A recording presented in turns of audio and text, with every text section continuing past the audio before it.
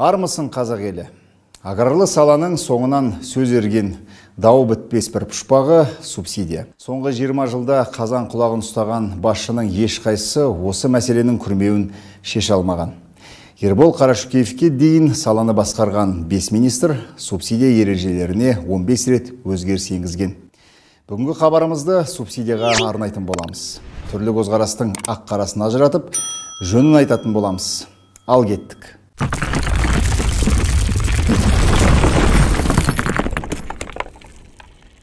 Көрермен арасында ауыл шаруашылығына қатысы жоқ адамдар көп. Сондықтан да ең алдымен субсидияның не екеніне тағы бір рет тоқтала кетсем артық болмас.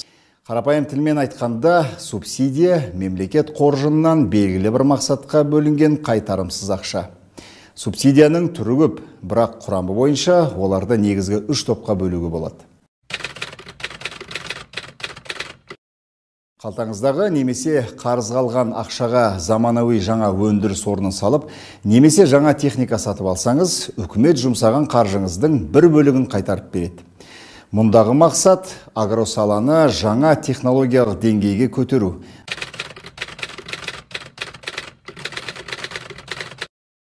Мысалы, сіз кредит немесе лизингке бір зат алсаңыз, сыйақының қомақты бір бөлігін мемлекет өз мойнына алады. Айталық, сіздің 16%-дық несиеңіздің 10%-ын үкімет төлейді, демек қарызға алған ақша сіз үшін біршама арзандайды. Бұның негізгі мақсаты шаруалар үшін несиенің жүгін жеңілдету арқылы өндірісті қолдау. Аграрлы саланың қарқынды даму үшін жыл сайын 2 триллион теңге керек. Ал бюджеттің шамасы оның 4-тен 1-не ғана жетеді. Сондықтан қазынадан 1 теңге бөліп 1 теңге кредит бергенше, сол 1 теңгеге 9 теңге қосымша қаражат тартқан әлде қайда тиімдірек.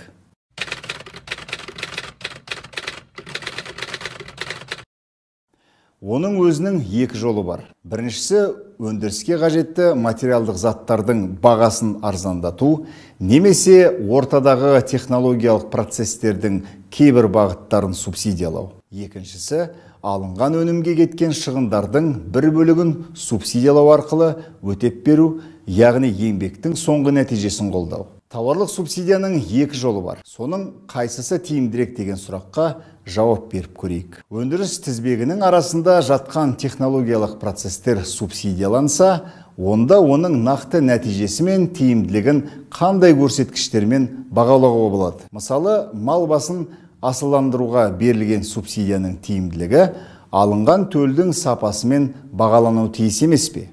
Оны қалай қадағалаймыз? Шаруа төл алмай тұрып, субсидияны алып алады. Ал төл болса, тек қана келесі жылы алынады. Оның сапасын анықтауға тағы да уақыт және қомақты қаржы керек. Бір төлдің ата тегін ДНК сараптамасы арқылы анықтау үшін 10 мың теңге қажет. Миллиондаған төлді тексеруге қаншама қыруар қаражат кетеді. Оны кім көтереді? Ал төлдің ата тегі дәлелденбесе, 1 жыл бұрын алынып қойған субсидияны мемлекетке қалай қайтаруға болады? Бүгінгі таңда субсидияның осы түрі тексеруші органдардың бағалауынша сыбайлас жемқорлық пен көзбояушылығы көп бағыт болып тұр. Себебі жалған құжат жасау арқылы бюджеттік қаржыны жымқыруға мүмкіндік береді. Осының бәрін антикор агенттігі нақты фактілермен дәлелдеп берді емес пе? Другое направление – это развитие мясного производства. Здесь за 5 лет выделено 465 миллиардов тенге. Предлагалось удовлетворить внутренний спрос на отечественную мясную продукцию, однако и здесь деньги разворовываются в угоду мошенникам и коррупционерам. Для этого используются многочисленные лазейки в правилах и в несовершенстве баз ИСЖ. В ней корректируется возраст, пол сельхозживотных, подделываются и дублируются учетные данные. Все это делается для того, чтобы субсидировать несуществующий скот, обойти установленные критерии, дважды получить средства за одно и то же поголовье. Ал егер субсидия нақты өндіріліп, ішкі нарықта сатылған өнімнің көлеміне берілсе, оның нәтижесі мен тиімділігін қадағалау қиындық тудырмас еді. Себебі сатудан түскен ақшаны қолдан жасап алу мүмкін емес. Айта кететін тағы бір мәселе – субсидияға бөлінетін қаражаттың жетіспеушілігі. Ресей мен Белоруссия ауа райының анағұрлым қолайлы болуына қарамастан, ауыл шаруашылығына бізге қарағанда 2-4 есе көп субсидия береді. Қазіргі кезде Қазақстанда субсидия көлемі ауыл шаруашылығының жалпы ішкі өнімінің 4%-ын ғана қамтиды. Әрине, бұл өте аз. Шаруалардың субсидияға қол жеткізе алмауы да осыдан. Ербол Қарашөкеев министр болған бетте бірінші қолға алғаны субсидия реформасын өткізу болған. Әрине, реформалардан әбден мезі болған шаруалар бұл шешімді жақтырмады.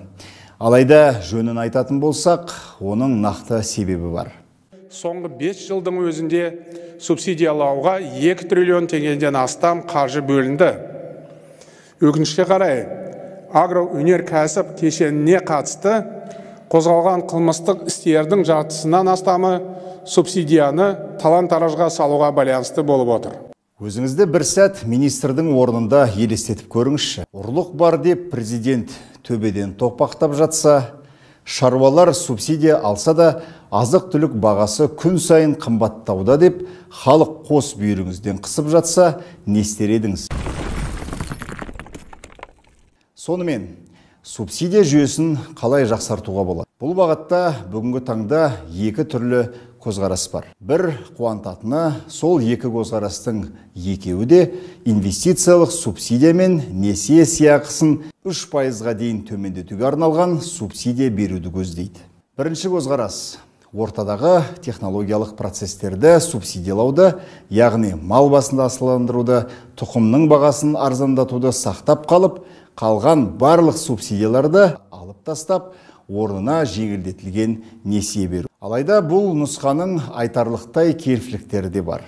Біріншіден, несиеге кепіл ретінде беретін мүлкі жоқ шаруашылықтардың жағдайы не болмақ деген заңды сұрақ туындайды. Екіншіден, Еуразия экономикалық одақ мүшелері өз шаруаларына тауарлық субсидия беріп, тұрақты түрде қолдап отыр. Яғни олардың субсидияланған тауарлары біздегі субсидия алмаған өнім алдында бәсекелік басымдыққа ие болады. Бұндай жағдай отандық тауарымызды нарықтан ығыстырып, өндіріс орындарының жабылуына әкелуі мүмкін. Бұл әсіресе еліміздің құс шаруашылығына ауыр тимек.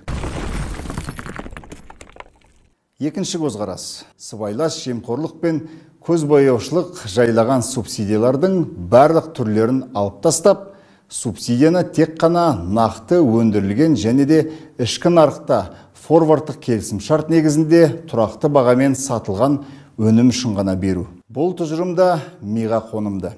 Өйткені субсидияның тиімділігін қолмен ұстап сезуге болады. Бір келі сүт сауып сатсаңыз да, мейлі 1 тонна ет өндірсеңіз де нақты қолдау аласыз. Айта кету керек, субсидиялаудың бұл моделі енгізілсе, шаруалар өз мойнына белгілі бір міндеттемелерді алуы қажет. Атап айтқанда, өздері өндірген өнімін ішкі нарықта форвардтық келісім шарт негізінде белгілі көлемде және тұрақты бағамен сатулар тиіс. Мемлекет шаруаға субсидия мен арзан несие беріп, жақсылық жасаса, шаруа да мемлекет мүддесін қолдауға ниет білдіргені дұрыс емес пе? Алғашқыда шаруалар мұндай міндеттемелерден қорқу мүмкін, десе де оның еш зияны жоқ, қайта артықшылығы көп. Біріншіден, форвардтық келісім шарт жасағандар алдын ала төлем алады. Авансты керегіне жаратады. Екіншіден, өндірген өнімді қайда, кімге және қандай бағамен сатамын деген уайымнан арылады. Және үшіншіден, ішкі нарықта азық-түлік тұрақты бағамен сатылады. Сіздің ойыңызша, осы 2 тұжырымның қайсысы дұрыс? Комментарий жазып, пікір білдіріңіздер. Мұндағы басты түсінетіміз, субсидиялаудың дәл қазіргі формасы шенеунікті де шаруаны да түрмеге апаратын тура жол. Сондықтан да ауыл шаруашылығы министрлігінің реформаға деген құлшынысына түсінушілікпен қарауға болады. Жөні осы, келесі кездескенше.